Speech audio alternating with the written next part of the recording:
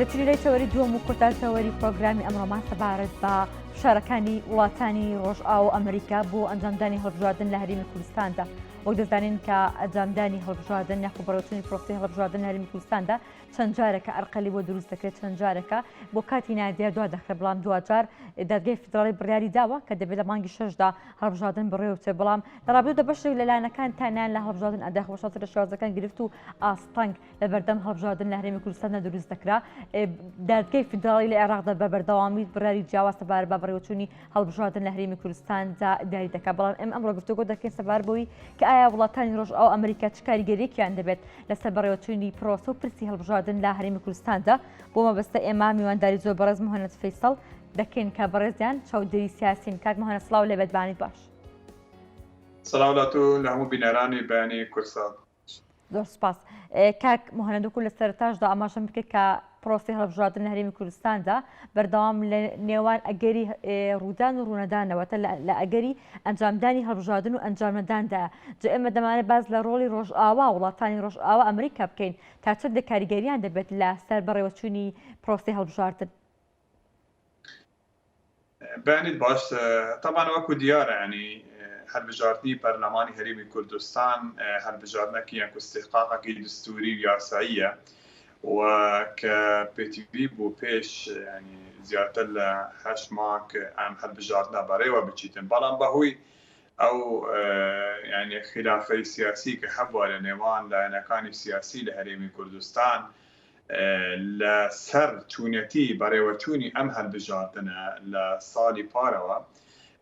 ئەم هەڵبژاردنە دواخرا و دواتر ئەو حالات کە ئەنجامەکەی باوەندەکە تەمەنی پەرلەمانی کوردستانیش درێژ بکرێتەوە بۆ ئەم مەبەستە تا ئەم هەڵبژاردنە ینی جێبەجێ بکرێتن. چونکە باکو دەزانی ینی حزبەکان جگە لە برادرانی پارتی هەمویان ناڕازی بوون لە سیستەمی چوونەتی بەڕێوەچوونی ئەم هەڵبژاردنە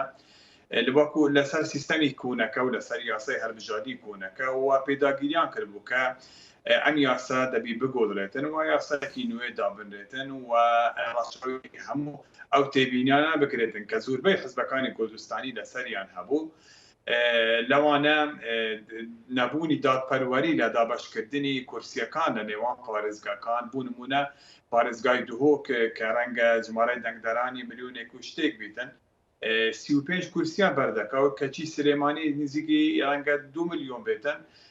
نزیکەی 30 کورسی بەردەکەوت. ئەمە نادادپەروەریەک تێدا بوو. هەروەها بابەتی هەبوونی و پاکردنەوەی ینی توماری دەنگدەران لە چەندین هزاران دەنگی ڕەنگە مردوو بیتن، ڕەنگە دەنگی وەهمی بیتن هەبێتن لەم تومارەدا کە ئەمە جێگای نیگەرانی زۆربەی حزبەکان بوو. هەروەها بابەتی کۆتاکان و کورسی کۆتاکان ئەمە بۆ کە گەشتی ئەم حالەتە کە حزبەکان ڕێک نەکەوتن و بۆ ئەگەری ئەمە کە پەرلەمان تەمەنی درێژ بکرێتەوە. لە دوای ئەمە چەند حزبی کوردستانی لە دادگای فیدرالی کە باڵاترین دادگا لە عێراق وەکە کوردستانیش بەشێکە لەم وڵاتە بەپێی دستوری 2005 کە خەڵکی کوردستان دەنگی پێدراوە ئەوەیان تومار کرد، داوایان تومار کرد کە یاساکە قانی لاسەکاندا و گوتیان ئەم یاسا نەدستوریەوە، ئەم یاسا چەندین حاڵەی تێدا دەبی ڕاست بکرێتەوە. ئەمە بۆ لە دوای جار دادگا بریای دوای چەند ینی دواخستنی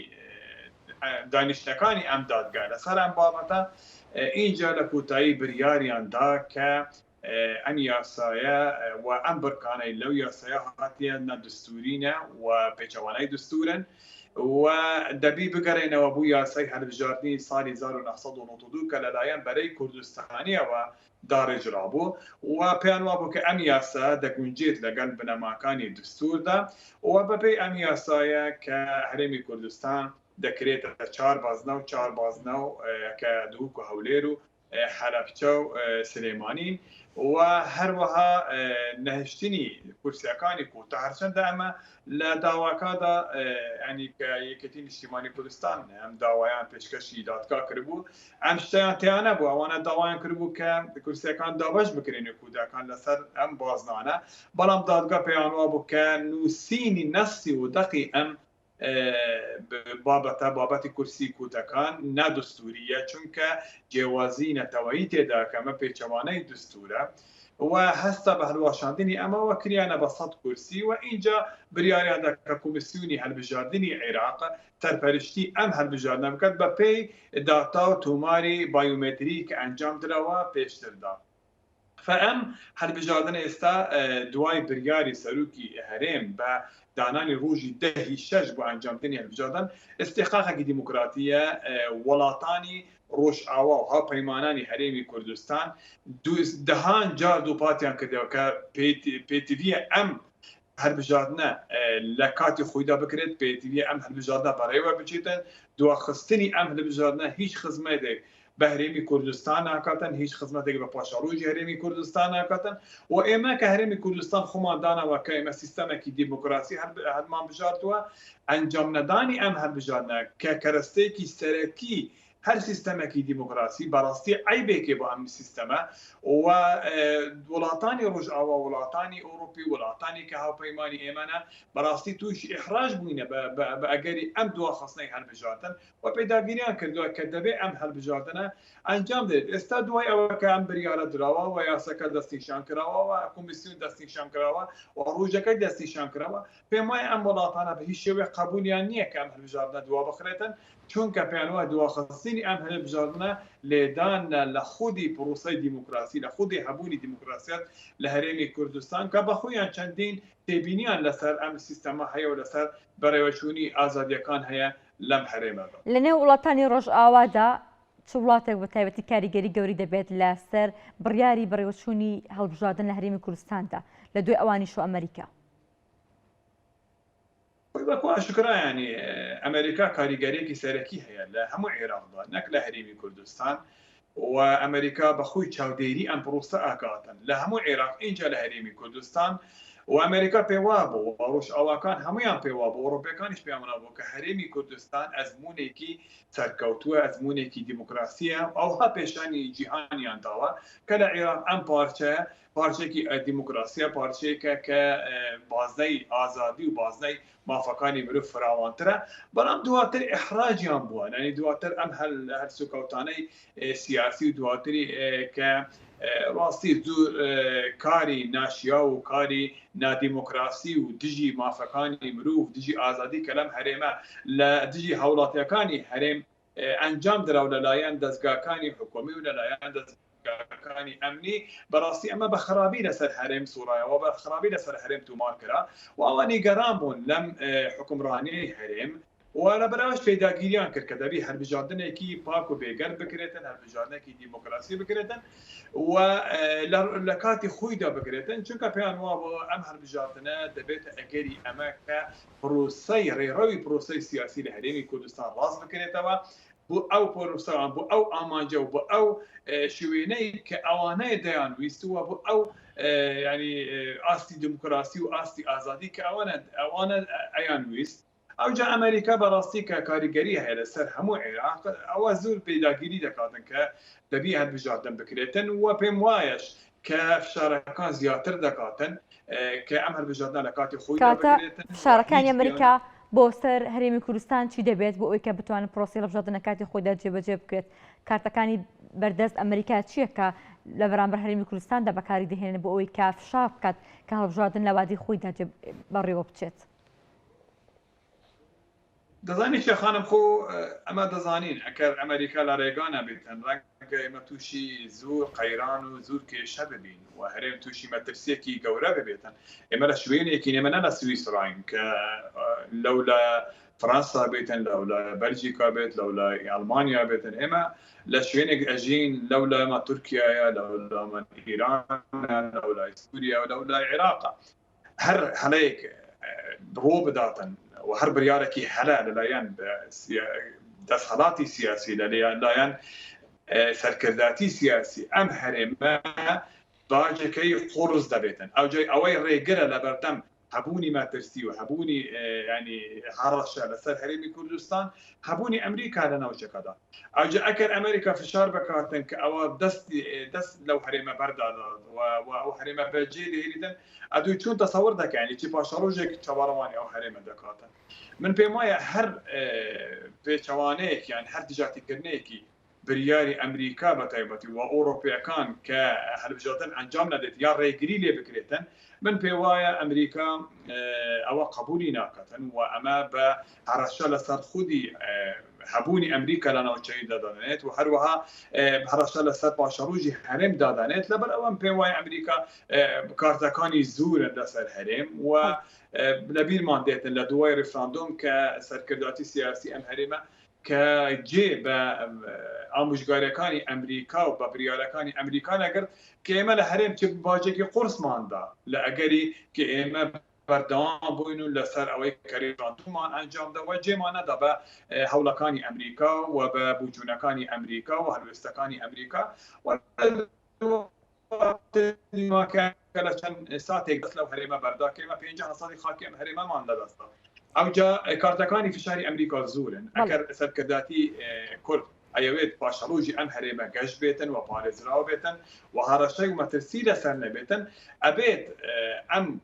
هەلوێستەی ئەمریکا بە جدی وەربگرێتن و هیچ گرفتێک دروست نەکات بۆ ئەنجامدانی هەڵبژاردن و هەر لایەنێک پێم وایە لانی سیاسی گرفت دروست بکاتن بۆ ئەنجامدانی هەڵبژاردن لە کاتی خۆیدا پێم وایە باجێکی قورس دەدات کاتە ئەو پرسیارەکە مهند ئەگەر هاتو هەرێمی کوردستان بە داواکارەکانی ئەمریکا ڕازی نەبێ هەڵبژاردن لە شازەکان بەشێک لەلایەنەکان ناڕزایەتیان بەرامبەر بەڕێوەچوونی پرۆسی هەڵبژاردن بەم شێوازی کە ئێستا داڕێژراوەتەوە بهەبێت ئەو کاتە ئەوان دەرەنجامیان چی دەبێت دەخوێنەوەی تۆ بۆ بڕیارەکەی ئەوان چی دەبێت مەبەست ئەمریکا و ڕۆژاواکانە مەبەستم لە ئەمریکا و هەرێمی کوردستان ئەگەر هاتو هەرێمی کوردستان بەشێک لەلایەنەکان پابەندی بڕیاری هەڵبژاردن نەبوون من پێم وایە ئەوانە ئەتوانی زۆر ئیش بکەن یعنی هەر لایەنێک ڕێگری بکات لە ئەنجامدانی هەڵبژاردن و پێچەوانەی ئێرادەی ئەمریکا و ڕۆژئاوا و ئێرادەی گەلی کوردستان یەکەم جار هەڵبژاردن ئەنجام نەدادن باجێکی قورس دەداتن و پێم وایە هەر ڕێگریەک بکرێتن ئەمریکا ڕاستەوخۆ ینی دێتە سەرخەت و هەلوێست وەردەگرێتن و بە هەر شێوەیەک بێتن هەڵبژاردن لە هەرێم ئەنجام دەدرێتن ئەو جالایەنێک ڕازی بیت ڕازی نەبێتن ئەمە دەبێتە فشار و بە زووری هەڵبژاردن دەکرێتن ئەوە کەیفی خۆیانە ئەوجا بەشداری بکەن بەشداری نەکەن بەڵام ڕێگریکردن شتێکی ترانێ سە دوو شتیایە یەک بەشداری نەکردن و پایکوت نەکردن پایکوتکردن وەکو سەدرەکان ئێستا خود پایکوتیان کردێ لە پرۆسەی سیاسی و لە دەرەوە دانیشتوونە بەڵام هیچ ڕێگری لە کارەکانی حکوومەت و کارەکانی پەرلەمان ناگرن ئەوجا لە هەرێمیش هەمان شێوە ئەکەر بێتن و پایکوت بکەن ئەمە شتێکە بەڵام ئەکەر بێتن ئەوانە ڕێگری بکەن لە ئەنجامدانی هەڵبژاردن پێم وایە ئەمریکا بەیدەک نابێتن و پێم وایە دێتە سەرخەت و بە زووری دێتە سەرخەت و بە زووری کار دەینێتن و احتیمالە هێز بەکار بینێتن بۆ کردنەوەی دەرکەکانی بنگەکانی دەنگدان و ئەنجامدانی پرۆسەی دەنگدان لە هەر ناوچێک بێتن کە ئەکەر بێتن و ڕێگری لێ بێتەکردن و ئەم پرۆسە بەڕێوەنە چونکەوە پێیان وایە کەکەر ئەم پرۆسای هەڵبژاردن لە هەرێمی کوردستان نەکرێتن ئەمە مەترسیە لە خودی بەرژەوەندیەکانی ئەمریکا لە هەرێمی کوردستان و لە عێراق و هەروەها لێدانە لە پاشەڕۆژی ئەم هەرێمە کە ئەمریکا پێی وایە کە ئەمە هەپەیمانێکی ئەوانە و هەپەیمانێکی ڕۆژئاوایە لەم ناوچەیەدا و دووستێکی کە گەلی کورد دووستێکی ئەوانەیە و هەر هەڕەشەیەکی لەسەر پرۆسەی دیموکراسی ئەم دووستە بێتن یان لەسەر ئەم ناوچە بێت کە دوستی ئەوانە هەڕەشەیە لەسەر خودی بەرژەوەندیەکانی ئەو و ئەو لایەنەی کە ڕێگری دەکاتن لە ئەنجامدانی هەڵبژاردن پێم وایە باجێکی قورسی دەداتن و ڕۆژەکانی داهاتوش ئەمە دەسەلمێنێتن پێم وانییە کە دو ئەمریکا تێ سەرخەت پێم وانییە کە لایەنەکان شتێکی ئەوها بکەن بەڵێ بایکۆتکردنی پرۆسی هەڵبژاردن لایەن بەشک لایەنەکانەوە ئەگەر هاتووکو احتیمالەیەک لە داهاتوودا ئەمە هەبێت کاریگەری لەسەر بەڕێوەچوونی پرۆسی هەڵبژاردن دەبێت لە هەرێمی کوردستاندا پێمان خۆش نییە هیچ لایەنێک پایکوتی بکات و هەر لایەنێک پایکوتی هەڵبژاردن بکاتن بەخۆی باجەکەی دەدات و بەخۆی پێشەمانیش دەبیتەوە لەو هەلوێستە بینیمان لە عێراق زۆر کەس پایکوتیان کرد دواتر پێشەمان بوون و زۆریش ینی لەو بریارە پێشەمانیان لێیان دیار بوو ئەمە بۆ کەسنەکان پێشتر لە سەرەتای پرۆسەی ئازادی عێراق پایکوتیان کرد دواتر هاتنە گوڕۆپانەکە بەڵام دواتر چێ دوای ئەوەی کە زۆر تاخیر بوون لە بریارەکەی و باجیاندا لەسەر ئەمە هەروەها سەدرەکانیش ئێستا کە بایکوتیان کردیان هیچ کاریگەریان لەسەر پرۆسەی سیاسی نەکردیان هەرچەندە سەدرەکان ینی ژمارەیەکی زوری لایەنگرانی هەیە دەنگدەرێکی زوری هەیە دەڵێن هێزیش هەیە بەڵام لەسەر ئەوە ڕاشانی هیچ کاریگەریان نەبە بە خۆمان دەبینین یعنی حکوومەتی شەکانی خۆی دەکات پەرلەمان دەکاتن و ئەوانە ناتوانن هیچ ڕێگریان لە حکوومەت و لە پەرلەمان بکەن ئەوجا لە هەرێمی کوردستانیش هەر لایەنێک پایکوتی بکات خۆ مافی ئەوەیە کەس ناتوانێت بڵێ مافی نییە و ناتوانێت بەڵام بەخۆی باجی دەداتن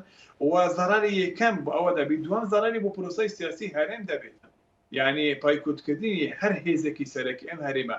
بوو پرۆسەی سیاسی هەرێم و بوو پرۆسەی هەر بژاتن بەڕاستی زەرەرەکە یەکەم جار بۆ خۆی خودی دەبێتن اینجا بۆ هەموو هەرێم دەبێتن وەکو شتێکی معنەوی و سیاسی ئەمە وەکو کاریگەری فعلی لەسەر بەڕێوەچوونی ئەم پرۆسەیە لەسەر بەڕێوەچوونی ئیدارەدانی ئەم هەرێمە پێم وایە بەهەبوونی هاوپەیمانەکان و بەهەبوونی ئەمریکا لەسەر خەت پێم وایە زۆر کاریگەری نابێتن و بە خۆیان زەرەری زۆر دەکەن ئەگەر بێتن و پایکوتی ئەم هەڵبژاردن ئەم پایکوتی ئەم پرۆسە سیاسی بکەن بەڵام پێم وانە ئەوانەش دیراسەیان کردووە پێم دەزانن کە چەند مەترسیدارە شتێکی بڕیارێکی ئەم جوورە پێم وانە هیچ لایەنێک لە کۆتاییدا لەسەر بڕیارە بەردەوام بێتن بەڵام بە خۆیان هیچ دێنەوە بەشداری دەکەن لەم هەڵبژار کەواتە لەم دۆخی ئێستادا باشترین ڕێگە چارەکە لایەنەکانی هەرێمی کوردستان بیگرنە بەر بۆی کە بتوانن پرۆسەی دیموکراسی لە کوردستاندا سەربخەن پرۆسەی هەڵبژاردن بە باشووی لە کاتی خۆیدا بەڕێوەچێت چییە پێویستە لایەنەکانی کوردستان چی بکەن؟ من پێم وایە ئەگەر لایەنی سیاسی لە هەرێمی کوردستان زۆر خەمی گەری ئەم گەلە بێن زۆر خەمی پاشەڕۆژی ئەم وڵاتە بێن زۆر خەمی پاشەڕۆژی ئەم ملەتە بێن ئەم تەجروبەیە بێن ئەم تەجروبەیەکە کوتایی بێتن ئەیتە تەواو یعنی کورد بە حیاتی لە مێژوویدا هیچ تەجروبەیەکی ئەوها دووبارە نابێتەوە ئەگەر ئەوانە خەمخوری خۆیان دانەوە کە خەمخوری ئەم ملەتن کە خەمخوری ئەم تەجروبە و ئەم هەرێمن پێویستە ئەوانە بەڕاستی بیرێ زۆر وردی لە بابەتە بکەنەوە و سازش بکەن لەسەر زۆر شت ینی زۆر جار مەسەرەن ئەمە بینی کە مەسەرەن یەکێتی زۆر جار سازشی کردووە لەسەر زۆر مافەکانی خۆی لە پێناوی ئەوەی کە ئەم هەرێمە بمینێت و ئەم پرۆسەیە بەردەوام بێت ڕەحمەتی خوالێ خۆش بوو سەرۆک مام جەلال ینی زۆر جار ینی زۆر لە مافەکانی حزبەکەی خۆش دەبوو لە مافەکانی حزبەکەی سازشی دەکرد و تەنازولی لێ ئەکرد لە پێناوی بەس پاشەڕۆژی ئەم هەرێمە ئەوجا دەبی لایەنەکان ئەو هابیر بکەنەوە هەمویان سازش بکەن لە پێناوی ئەمەی کە ئەم پرۆسە بە شێوەیەکی زۆر ڕێک و پێک و شێوەیەکی دیموکراسی و ئازادانیە بەڕێوە بچیتن کە ببێتە ینی نمونەی دیموکراسی لە ئەم ناوچەیەدا ئەمە پێداگیری لەسەر بابەتی حزبی و بەرژەوەندی حزبی و لەبەر ئەوەی کە بەرژەوەندی حزبی تێک دەچێتن و کە بێت ئەگەری ئەوەی چەند کورسێک لە دەست بدەن ئەم پێم وایە دەستدانی چەند کورسێک و دەستدانی چەند دەنگێک و چەند دەستکەوتێک لەم هەڵبژاردنە ئەمە کۆتایی دنیانیە خۆ لە هەموو پرۆسەی هەڵبژاردن هەروایە لە سەرانسەری دنیا هیچ حزبێک هەتا هەموو شتەکانی بەدەستی نابێتن ئەمە ئەکە تو بڕیارت دابێت کە پرۆسەی هەڵبژار ئەفۆ پرۆسەی دیموکراسی هەڵبژێرێت بە سیستەمی دیموکراسی هەڵبژێری لە وڵاتی خۆت ئەمە دەبی تحملی هەموو شتێک بکەیت دەبی هەموو شتێک قبول بکەیت لەوە سەرکەوتن و لەوە شکستن ئەمە هەیە لە پرۆسەی دیموکراسیدا دەبی ئەو لایەنە ینی سازش بکەن لەسەر ئاواوەتە و قبولی ئەم شتانە بکەن بۆ لە پێناوی پاشەڕۆژی ئەم هەرێمە و ئەم وڵاتە و ئەم گەلە لە پێناوی پاراستنی ئەم دەستکەوتانە دەبێت قبولی ئەمەش بکات کە سبەینی تووشی شکستن بێتن و هەندێک دەستکەوت لە دەست بچن ئەمە باشترە لەوەی کە ئێمە ینی دەستکەوتی حزبی لە دەست بدەین باشترە لەوەی کە ئێمە دەستکەوتی ئەم ملەتە و دەستکەوتی نەتەوەی و دەستکەوتی ئەم هەرێمە ینی پیرۆزە ئێمە دەست بدەین و هاتاش ئێمە باژی قورسی وانە ئێمە بەرکو هەموو کوردەکان باژی قورسی ئەم حالای بدەن ئەکەر بێتون و ئەم حالایە ڕۆ بداتن ئێمە پێم وایە هەموو لایەنەکان دەبی داوا دەکەین لە هەموو لایەنەکانی سیاسی کە سازش بکەن و قبولی ئەم پرۆسەی دیموکراسی بکەن بۆ پاشەڕۆژی ئەم هەرێمە کە گەشت بێتن و گەشتەوا بێتن و پارێزراو بێتن لە هەر نەهامەتێ. بەڵێ زۆر سپاس بۆ زۆر بەڕێز مهۆنەت فەیسەڵ چاودێری سیاسی زۆر سپاس بۆ تۆ سپاس بۆی کە لە بانی کوردستان نیزدا لەگەڵمان ئامادە بوویت.